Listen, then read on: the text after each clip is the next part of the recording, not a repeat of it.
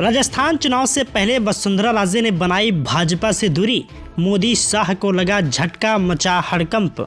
दरअसल आपको बता दें, राजस्थान में चुनाव प्रचार जोरों पर है, मगर बीजेपी के लोकप्रिय चेहरा 2 बार के मुख्यमंत्री और पार्टी के राष्ट्रीय उपाध्यक्ष वसुंधरा राजे कहां हैं? राजस्थान बीजेपी में इस सवाल का जवाब देने की स्थिति में कोई नहीं है। यह भी साफ नहीं है कि बीजेपी ने वसुंधरा राजे को चुनाव से दूर कर रखा है या वसुंधरा राजे खुद ही चुनाव से दूर हैं। हैरत की बात यह है कि वसुंधरा राजे ने अब तक परिवर्तन यात्राओं और विधानसभा चुनाव से जुड़े किसी भी मसले पर एक ट्वीट तक नहीं किया है। यह सवाल इसलिए चर्चा में है क्योंकि वसुंधरा राजे अपने इलाके झालवाड़ में भी नहीं पहुंची थीं।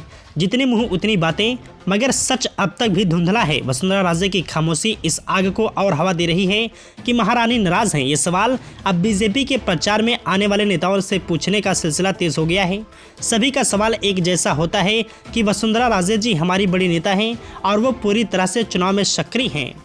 राजस्थान में चुनाव प्रबंधन समिति के मुखिया नारायण पंचारिया से जब ये सवाल पूछा गया कि वसुंधरा राजे राजस्थान के चुनाव प्रचार में क्यों नहीं दिखाई दे रही हैं, तो उनका जवाब था कि क्या जेपी नड्डा और अमित शाह जी दिखाई दे रहे हैं?